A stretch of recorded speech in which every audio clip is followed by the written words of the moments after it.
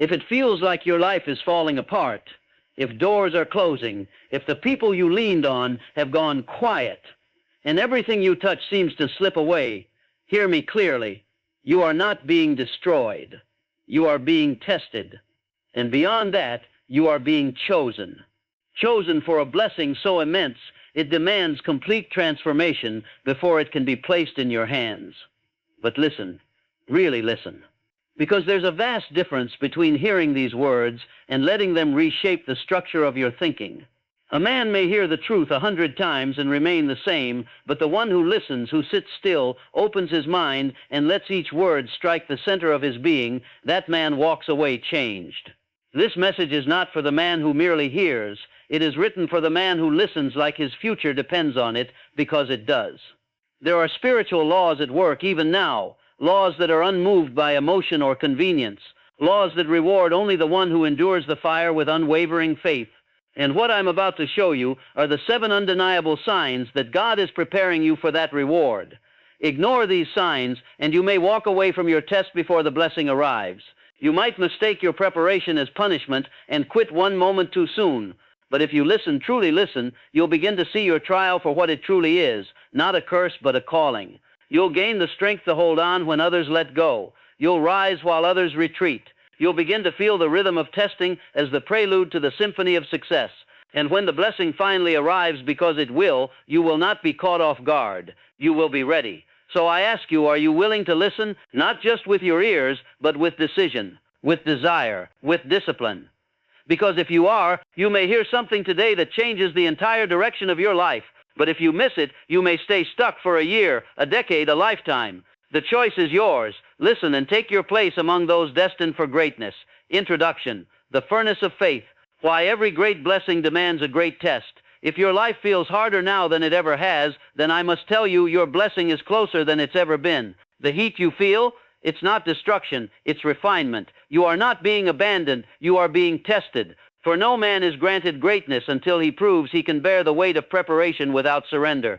Do you believe success comes easily, that wealth drops from heaven into the hands of the indifferent? Hear me, no such thing happens, not in this world or the next. Every blessing carries weight, and that weight must be earned, not by luck, not by inheritance, but by passing through fire with faith. The road to greatness is never paved with ease. It's guarded by delay, surrounded by fear, wrapped in darkness, and lined with every temptation to turn back. Why? Because only the one who moves forward through it all is worthy of what lies ahead. Only he can hold power without being consumed by it. You must understand, this trial is not a trap, it's a gate. A furnace where weak metal melts and pure gold is revealed. The hardship before you is not in your way, it is the way. God does not test a man to break him. He tests him to reveal him. For until you know what you are made of, how can you carry what you've prayed for? A blessing too soon becomes a burden. This is why heaven delays. This is why divine intelligence waits. A man cannot build an empire with the spirit of a beggar. He must become definite in thought, unshakable in aim, and forged in endurance. The test you face is not punishment, it is transformation. The waiting season, what many call delay, is the most sacred classroom on earth. It is where you learn the discipline of stillness. It's where your thoughts must come under command. It's where the lazy are exposed and the faithful refined. What feels like delay is divine preparation for a life you cannot yet grasp. Henry Ford didn't stroll into greatness. He was shaped for it. He was mocked, doubted, bankrupt, betrayed, but he never drifted. He held fast to his definite chief aim when everyone else quit. And when the world finally caught up to his vision, he was ready, because the furnace had done its work. Listen closely. God will not place a crown on the head of a man who cannot bear the weight of discipline. He will not pour riches into hands that tremble with fear. He will not multiply what you cannot manage. The test is not out there, it's in you. Cry out for elevation, then expect pressure. Ask for abundance, expect responsibility. Pray for influence, expect to have your character sharpened. Every spiritual request comes with a trial that asks, how deeply do you desire this? And that trial will demand everything. Every man you admire was tested before he was trusted. Carnegie, Edison, each walked through storms, criticism, scarcity, solitude before they held power. The world sees the outcome, but the test is where the foundation was laid. There is a spiritual law that governs this process. No reward without readiness, and readiness is never announced. It is proven, it is revealed when a man holds to his vision in darkness, speaks belief in silence, and moves forward when nothing around him moves. Your current pain is not a contradiction of your future promise. It's the confirmation of it. The deeper the pressure, the higher the calling. The longer the delay, the greater the reward. You are not being destroyed. You are being developed. And the difference lies in what you believe. Do you see it? Every trial is a question. Every delay a mirror. Every setback a chisel. The hand of God is not gone. It is at work, shaping you. You cannot hold greatness with a fragile grip. You cannot receive wisdom in a broken vessel. This furnace exists for a reason. And the more you resist the test, the longer the delay. The blessing cannot be forced. It must be earned. So submit your fear to faith. Submit your complaint to decision. Submit your excuses to purpose. This is the way forward. For every outer success must be built upon inner victory. Do not envy the man who rose easily. His fall will be just as swift. Envy the man who endured, who stood the test, who kept the faith when everything else failed. That man is unshakable. That man holds true power. And that man is who you are becoming if you choose to endure the fire. This is why I repeat, you must have a definite chief aim. Without it, you'll wander through this testing season and call it suffering. But with it, you'll recognize the pressure as divine. You'll see the heat as proof. Your gold is rising to the surface. Say this aloud with me. I am not being punished. I am being prepared. Every trial is proof that I am worthy of greatness. I endure the fire. I welcome the furnace. I pass the test. And remember this, God does not bless your comfort. He blesses your capacity. And that capacity is being formed in this very moment. If you'll let it, sign for fun. You are being stripped of all comfort. When God begins to prepare a man for greatness, the first thing he removes is comfort. Not because comfort is evil, but because it makes a man soft. A man surrounded by ease never finds the edge of his true potential. So God removes what you lean on. He takes what you cling to. He shakes the ground beneath your feet so you'll rise and build your life on rock, not on sand. The first test is always subtraction, and it comes quietly when you least expect it. One day you wake up and what once felt certain is gone. The job disappears. The bank account runs dry. The relationships fall apart. The plans that gave you peace crumble, and you're left standing in a silence that demands an answer from within. This moment, it is not a curse. It is a sign. You are being stripped, not to be punished, but to be empowered. You are being pruned to grow, for no man can fulfill a definite purpose while entangled in mediocrity, and nothing awakens the fire of purpose like the sting of discomfort. You may ask, why is this happening to me? And I tell you, it is happening for you. You prayed for growth. This is the answer. You asked for greatness. This is the preparation. You wanted abundance. This is the awakening. Because only when a man is forced to stand alone does he discover if his foundation is built on faith or fantasy. Abraham Lincoln wasn't born in a mansion. He was born in a log cabin. No silver spoon, no applause, no shortcut. His early life was filled with loss, poverty, and pain. But from that furnace emerged a man who could carry the burden of a nation. His suffering wasn't a disqualification. It was proof of preparation. So I ask you, what are you reaching for in the dark? Are you trying to rebuild comfort, or are you building character? Are you mourning the loss, or are you preparing for the gain? Because this season won't last forever, but how you move through it will define the man you become. Here's the truth most never see. Desire is not born in luxury. It is born in lack. It is born in that sacred moment where the world says no, and your soul shouts yes, with nothing to support it but belief. If you wait for comfort to commit, you'll wait forever. But if you choose faith in the storm, you will emerge as a man no storm can shake. The 6 ghosts of fear will visit you in this hour. Poverty will lie to you. Criticism will mock you. Illness will drain your strength. But again, I say stand firm. This is the proving ground. This is the gate to power. This is where you declare, I am not a victim of life. I am a master of thought. You'll never know what you're truly made of until the world takes its hands off you. As long as you rely on man's approval, the world's comfort, or your current conditions, you will never be free. The man who commands wealth is not the one who was handed ease. He is the one who stood when no reason to stand remained. Comfort clouds vision, but discomfort reveals it. It draws purpose from the pit. It ignites a burning desire, not to escape, but to rise. The man who walks through discomfort without breaking, without drifting, without losing faith, that man is being watched. That man is being prepared. The hour has come for a decision. Will you sit in the ashes, waiting for rescue, or will you rise with purpose? Will you beg for comfort to return, or thank God for the fire that gave you focus? Because the man you become now is the man who will be trusted with the next level of life. I've seen this pattern play out in every great success story. The stripping always comes before the strengthening, the silence before the voice, the discomfort before the breakthrough. This is law, this is order, and it does not fail. But only the man with eyes to see and faith to act will recognize the blessing hidden in the blow. So welcome the loss, not with despair, but determination. Welcome the silence, not with fear, but with faith. Welcome the test, not with doubt, but with discipline. Because what has been taken from you is not the end, it is the beginning. The unnecessary has been removed, so the essential can rise. And you, my friend, are essential to a purpose far greater than you've yet seen. But you must walk through this stage with boldness, with decision, with clarity. Speak this aloud with me now. I do not fear the loss of comfort. I welcome discomfort as proof of my coming power. I am being refined. I am being rebuilt. I am being readied. This is how a new foundation is laid, not with bricks of ease, but with the stone of endurance. Yes, comfort will return, but this time under your command, and you will never again serve it. You will make it serve you. Sign number 2. Delays multiply. Yet your vision won't let you quit. What do you do when it takes twice as long as you expected? When doors stay shut, progress stalls, and the world responds to your labor with silence. If your first reaction is doubt, then you've not yet understood the purpose of delay. Delay is not denial. It is the proving ground, where desire is tested and made stronger. When God intends to bless a man greatly, he does not rush. He waits. He watches. He listens, not to your words, but to your will. Will you stay committed? Will you still speak faith, even when time mocks you? Will you hold steady when nothing moves? This is not cruelty. It is confirmation. You are being proven, not punished. Delay is heaven's question. Do you still want it? Not with ease, not with applause, not with support, but with fire in your soul and steel in your spine. The man who quits during delay proves he never truly believed. But the man who endures through stillness, through silence, through the slow passing of time, that man is being prepared. There is a sacred kind of spiritual defiance you must develop, a holy refusal to let go of what you saw, even when your reality says otherwise. This is the power of autosuggestion, to stand before the mirror, look into your own eyes and declare, I will not quit. I will not retreat. I will not abandon my purpose. Infinite intelligence does not respond to doubt. It responds to faith.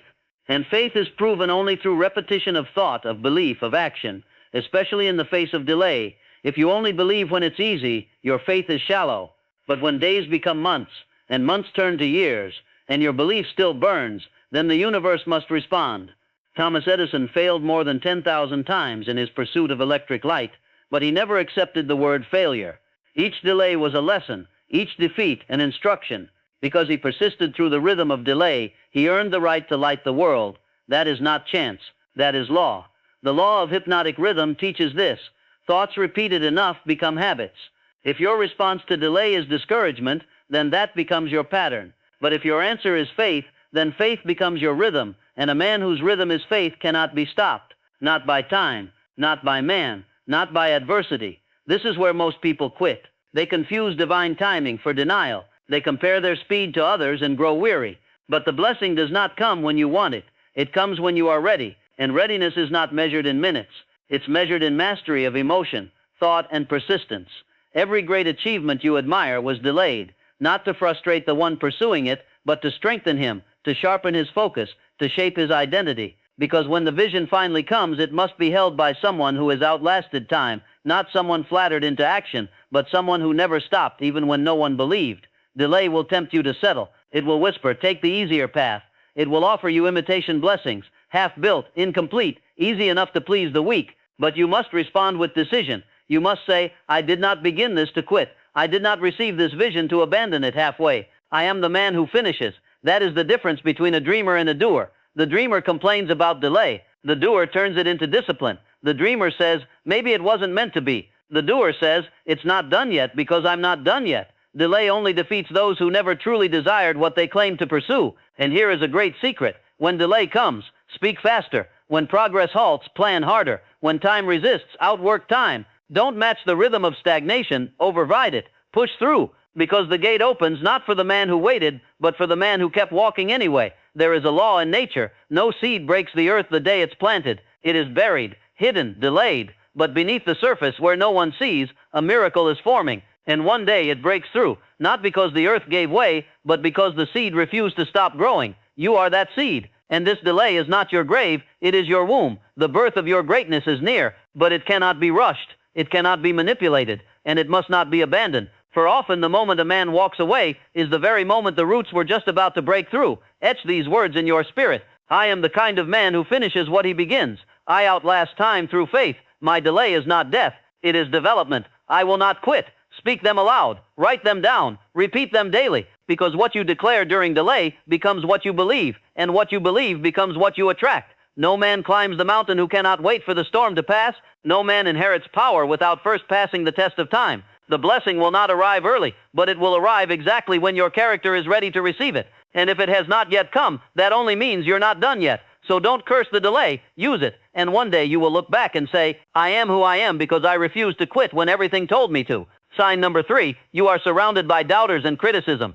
If you're surrounded by doubters, critics, and small minds who can't see your vision, don't be discouraged. Rejoice. It means you're walking a path too large for average minds to understand. God will not elevate you without first teaching you to walk alone. Alone among those who misunderstand you, even those who mock you. The test of criticism is one of the fiercest. It doesn't attack the body, it attacks the mind. It whispers, what if they're right? It tempts you to shrink, to soften your message, to dim your light. But make no mistake, criticism is the furnace in which belief is purified. Only the man who's been mocked and still stayed the course is worthy of the crown. Understand this law. The man who cannot stand under the weight of doubt from others is still ruled by doubt within. Critics are often just echoes of your own unspoken hesitation, and God will allow their voices to rise until you decide to silence them, not with argument, but with action. Do you think Andrew Carnegie was celebrated at the start? He was mocked as a naive idealist when he put his faith in a young, unproven man, myself. They called him a fool, but that belief birthed principles that would go on to transform the world. He wasn't deceived, and certainty will always offend those who live in hesitation. You'll be called arrogant. You'll be called crazy. You'll be called unrealistic. And these are the greatest compliments a drifting world can offer a man with vision, because when the crowd cannot recognize your aim, it means your aim comes from a higher place. It means you have not conformed to smallness. Doubt is the shared language of the unsuccessful. They speak it to shield themselves from the weight of belief. For if they can pull you down with their words, they no longer need to rise with their actions.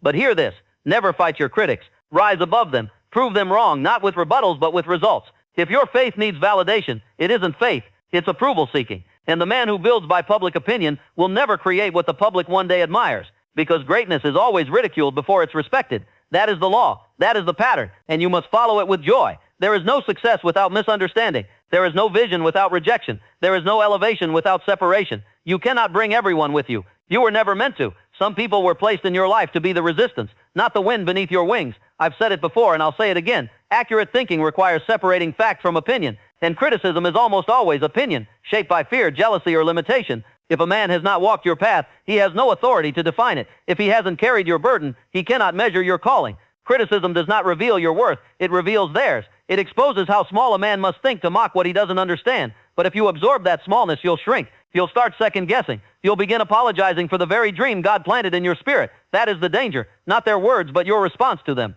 The man who bends to every sneer will never hold dominion. The man who changes course with every opinion will never build a straight road. You must fix your gaze, harden your resolve, move forward anyway. Say it with me. I hear the voices of doubt, and still I press forward. My faith is louder than the world's fear. My aim is clear. My vision is divine. I do not seek their approval. I follow my purpose. There is more power in one man with a definite chief aim than in 1,000 critics with none. And the irony, one day those same critics will marvel at what you've built, but only if you endure, only if you do not break under their ridicule, only if you prove your faith with action, not once but repeatedly. Let them talk, let them laugh, let them scoff. Every word they speak is building the platform you'll one day stand on. Every insult is a rung in the ladder. Every mockery is fuel for your fire. For the man who refuses to bow to the crowd is the man the crowd will one day rise to applaud. Remember, God uses enemies to shape warriors. He allows criticism to forge certainty. He permits ridicule to strengthen faith. This is not misfortune, it's training. And the sooner you embrace it, the sooner you rise through it. You are not here to be understood. You are here to become undeniable. And you will become undeniable the moment your actions speak louder than every critic. Not because they changed, but because you did.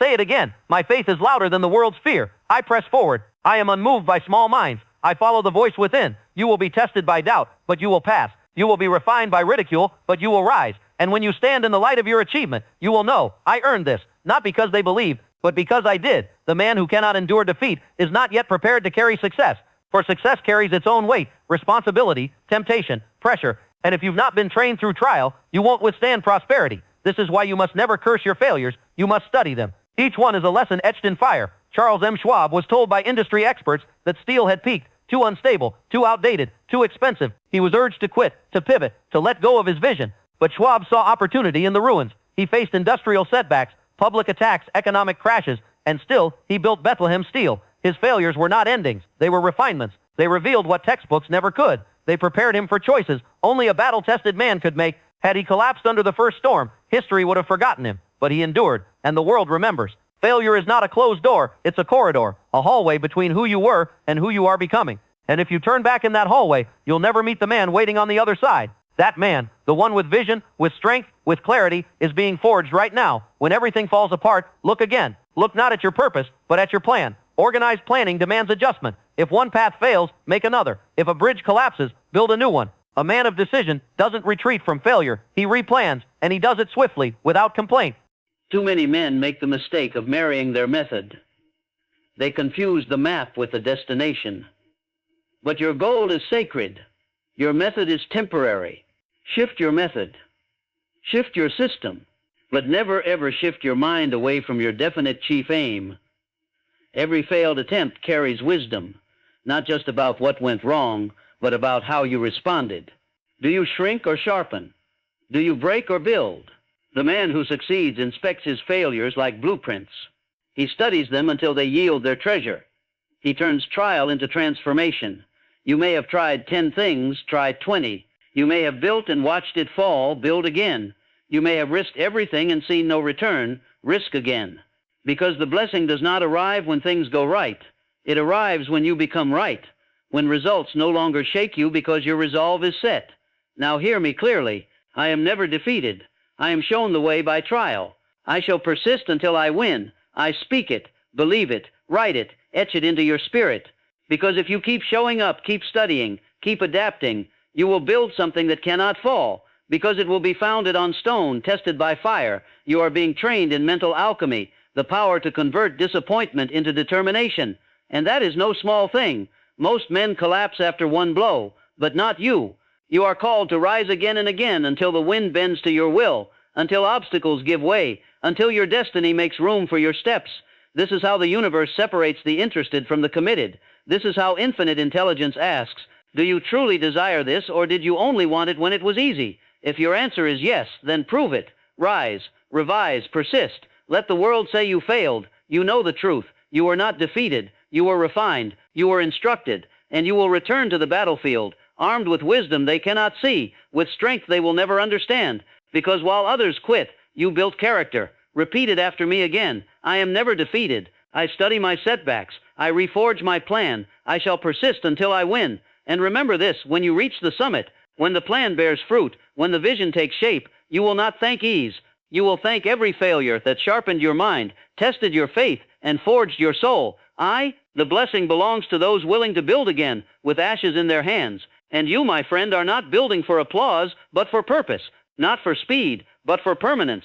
Not for today, but for eternity. Sign number 5, you feel completely alone on the journey. There will come a time, if it hasn't already, when you feel completely alone. The calls stop, the doors close, the encouragement vanishes. You look around and ask, has everyone forgotten me? But this too is a sign, not of abandonment, but of assignment. The assignment to walk the valley that precedes the mountain. God does not elevate the man who is addicted to applause. He first separates him, not to wound, but to prepare. Before public favor comes private fire. Before the crown, the cave. Before power, solitude. And if you are walking that road, understand, you are not being cast aside. You are being called up. The man who must be praised to keep moving will never lead. The man who must be surrounded to stay focused is not yet mature, but the man who can endure the silence of the season without complaint, that man is being formed into someone unshakable, someone who can be trusted to lead. Rockefeller began not in riches, but in silence. He walked miles to his first job. He worked long days, unknown, uncelebrated.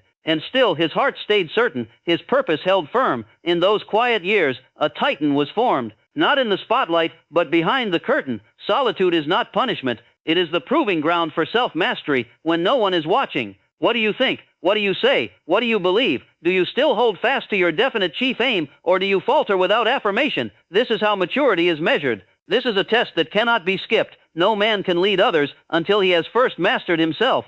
And self-mastery is not born in noise. It is forged in silence. When the room is empty, when rewards are unseen, when only your Creator hears your commitment, that is where strength is built. That is where power is born. The mastermind principle does not thrive in chaos. Before you gather allies who multiply power, you must learn to stand without allies, to think without echo, to act without confirmation. Only then will your magnetism attract the right partners and repel the wrong ones. The world is full of men who seek company, but not clarity. They fill their lives with distraction to avoid the mirror of their own soul. But the man who rises listens to the silence. He walks through it. He learns from it. He hears the voice of infinite intelligence, and he obeys. I know you may say, but I feel forgotten. Let me tell you, you are not forgotten. You are being observed. The eyes of heaven are upon you, not to judge, but to see. Will you fold or will you forge? Will you drift or decide? Will you run or rise? And every day you persist. Invisible applause grows louder. This loneliness is a crucible. In it you must learn to be your own fire, your own voice,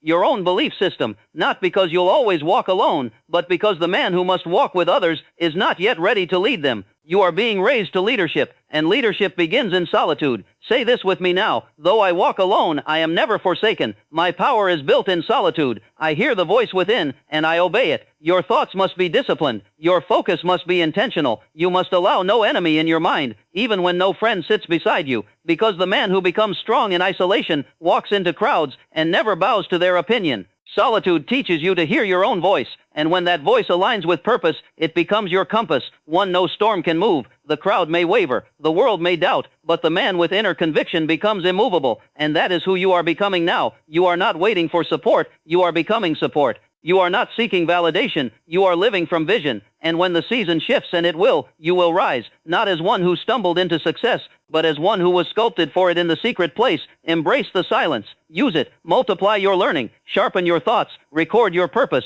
Build your inner sanctuary so no external storm can shake you. And when your name is finally known, you will stand as one who has earned the power you carry. Say it one last time. Though I walk alone, I am never forsaken. I am being prepared in solitude. I shall emerge unstoppable. Let this season complete its work. Let it shape you. Let it strengthen you. Because when you no longer fear silence, you will step into your calling with authority, and no man will take from you what God has planted in secret. Sign number 6. You are forced to confront your deepest fear. There is a moment in every man's rise when he must face the fear that has ruled him in secret. It may come through loss, disappointment, or a sickness of the soul, but it will come, not to destroy you, but to free you. For no man can rise until he has overcome what once made him kneel. This is the 6th sign, the most sacred of all. You'll know it by the tremble in your gut, the tightening in your chest, the voice that says this is too much. That voice is not conscience. It is fear's final whisper, clinging to your soul before it is cast out by decision, discipline, and divine power. The 6 ghosts of fear, poverty, criticism, ill health, loss of love, old age, and death,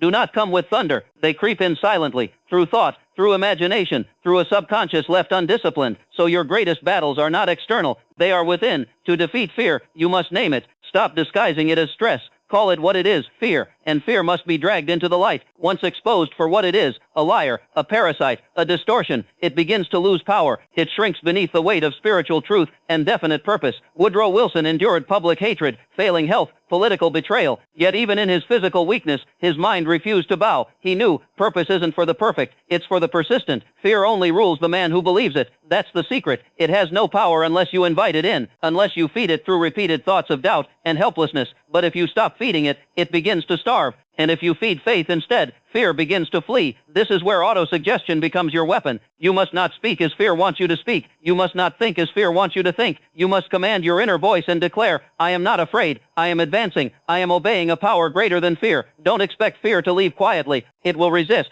It will rage. It will tempt you to settle, to compromise, to retreat. But you must answer with decision. I would rather die walking forward than live crawling backward. You were not given a spirit of fear. You were given power, love, and a sound mind. That is law. That is truth. And you must use that truth as your sword, cutting down every whisper that says, you can't, you won't, you're not enough. Those voices are not yours. They are lies. Return them to their sender, unopened. The law of cosmic habit force says, what you repeat becomes who you are. Repeat fear, you live it. Repeat faith, you become it. There is no middle ground. You must decide, moment by moment, which voice you will follow, the lie of fear or the law of purpose. And know this, you are not alone in this war. Every man you admire faced it. Some battled openly, others in silence, but all were asked the same question by life. Will you bow or will you break free? And those who chose courage were handed the very keys that fear tried to keep from them. Let this be the day you remember, the day you stared fear down and said, your turn is over, mine begins. Let it be the day you crossed the unseen line between potential and power, the day you stopped running and turned to face the ghost. Say this aloud, fear is a lie, it is not real. I rise above it through faith, decision, and action. I do not bow, I do not retreat, I move forward. Every time you declare this, something deep within you grows stronger, something ancient and unbreakable. the part of you that was never meant to be ruled by fear, but to master it. And once you do, the path will not become easy, but you will become stronger. Don't ask to live without fear. Ask to become so strong that fear no longer shakes you. That is the real victory. That is the sign that the blessing is close. For no man is trusted with greatness who still trembles in the shadows, but the one who defeats his inner demons becomes a king in spirit. You've arrived at that crossroad, and now you choose. Step backward into safety, or step forward into power. I already know what you'll decide, because the voice within you is no longer fear. It is faith taking form. Sign number 7. You are asked to surrender everything except faith. There comes a point on the road to destiny when every outer support is removed. The help disappears. The resources dry up. The people leave. The plan collapses, and you're left with nothing but belief. This isn't a mistake. This is the final gate, the test of surrendered faith. God will strip you back to your foundation to reveal what your life was really built upon. If your confidence was in money, He will allow lack. If your identity was in praise, He will allow silence. If your trust was in people, He will permit isolation, not to crush you, but to free you from false anchors. You asked to be used. You cried out for purpose. You wanted a life of power, and now you are being answered. For a crown cannot be placed on the head of a man whose loyalty is divided. You cannot serve both fear and faith. You cannot cling to comfort while praying for strength. You must surrender not to failure but to destiny, not to weakness but to wisdom. Surrender is not the collapse of the weak, it is the choice of the strong. It's the moment a man lets go of illusions and stands on spiritual truth alone. If everything is taken, still I believe. That is the cry of the blessed. When I wrote Think and Grow Rich, I had no fame, no wealth, no audience, only faith. I followed a voice I could not see. I wrote what I believed would one day free millions. I didn't know how it would reach them, but I knew it would. That is surrender, to act without guarantee, to believe without proof, to obey without applause. Every man who has walked the path of greatness has stood in this place, the place where he says, though I have nothing, I still believe. That is the man who receives the blessing. You may be standing at the edge of everything you once trusted. What was familiar is gone. What was certain has been shaken. But I tell you, this is holy ground, because here and only here your faith becomes real, not borrowed, forged, owned, yours, unshakable. This is not the end of everything, it is the removal of noise, the invitation to walk not by sight but by faith. And faith, when all else is gone, becomes a force so powerful it calls provision from places you never imagined. You don't need evidence, you need endurance. Let the storm howl, let the winds rise. You will not fall, not because you see what's ahead, but because you trust what's ahead. Because you know this: a man rooted in spiritual law cannot be buried by circumstance. He may fall, but he rises with fire. Your definite chief aim is still alive, even if the house falls, even if support disappears, even if the world says you lost. You haven't lost. You've been refined. And what you are building now isn't paper success. It is power. It is steel. It is unshakable. Speak this aloud with me now. Even if all is taken from me, I will not lose belief. Faith is the key to my riches. My supply is infinite. My trust is unbreakable. This is how a man becomes untouchable, not by hoarding things, but by mastering trust, not by clinging to what he sees, but by obeying what he knows. This surrender is not weakness. It is alignment, alignment with infinite intelligence. No plan survives without this kind of trust. All plans will be tested. All paths will be stormed. But the man who keeps walking, the one who obeys when no one claps, that man becomes what no enemy can defeat. Don't ask to understand it all. Ask to obey without understanding. That is faith. That is the mind that moves mountains. That is the man who receives the blessing, not in comfort, but in courage, not in safety, but in surrender. Repeat it again. Even if all is taken from me, I will not lose belief. I trust the law. I follow the voice. My blessing is near. One day you will look back on this hour, not as the end, but as the beginning. The moment your faith became your own, the moment your strength wasn't borrowed but born. And when the blessing comes, and it will, you won't be surprised. You will be ready. Final chapter. The man God blesses cannot be broken. If you are being tested, it means you are being trusted. That is the truth. The greater the pressure, the greater the purpose. The longer the silence, the louder the calling. The weight you now carry is not punishment, it is preparation. And when the moment arrives, everything will make sense, but only to the man who endured. Look back. Look at the road behind you, the comforts that were stripped, the delays that stretched endlessly, the voices that mocked you, the failures that repeated, the silence that surrounded, the fears that stalked you, the surrender that emptied you. And still you are here. Still you believe. You didn't drift. You didn't fold, you didn't flee, you stood, and in standing you proved yourself not to men but to God. Because God does not bless the strongest, He blesses the most faithful. He does not reward the loudest, He rewards the most obedient. And you have obeyed. Every sign you faced was not random, it was deliberate. Every test you passed was a seal. And now you have walked through fire and emerged as gold. You are not who you once were. That man depended on outcomes. This man commands them. That man feared storms. This man rides them. There are men who break in trials, and there are men who are broken open, so the false can be burned away and the true may rise. You were not destroyed. You were uncovered. The weakness has been peeled away. The doubt has been burned out.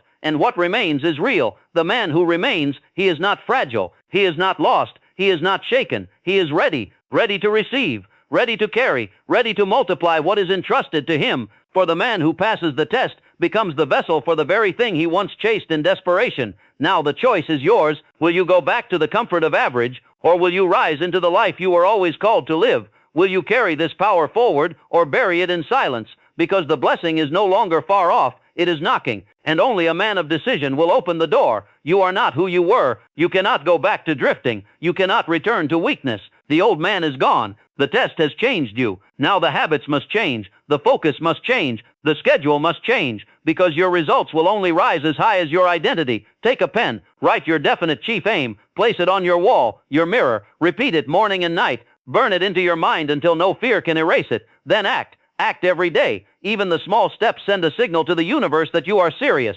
Say this aloud with me now. I am the man God is preparing for greatness. I welcome the test. I do not drift. I do not fear. I persist. I obey the voice within. I shall be victorious. But do not just speak it. Live it. Let it shape your posture. Let it guide your steps. Let it direct your life. Because this is how destiny is built. Not by chance, not by luck, but by faith, decision, and persistent, definite action. The law of cosmic habit force is working for you now. Each thought you repeat, each step you take, is building the pattern of the man you are becoming. And that pattern will attract exactly what you're ready to hold. No more, no less. You are writing your future with every thought you permit. And if you ever forget who you are, remember this. You are the man who walked through fire. You are the man who faced delay and didn't quit. You are the man who stood alone and kept believing. You are the man who faced fear and moved forward. You are the man who let go of everything and held on to faith. So I ask you, not in doubt but in power, how badly do you want it? Because now you are ready to receive it. Go, speak, act, build, lead, bless. The test is finished, and the man who remains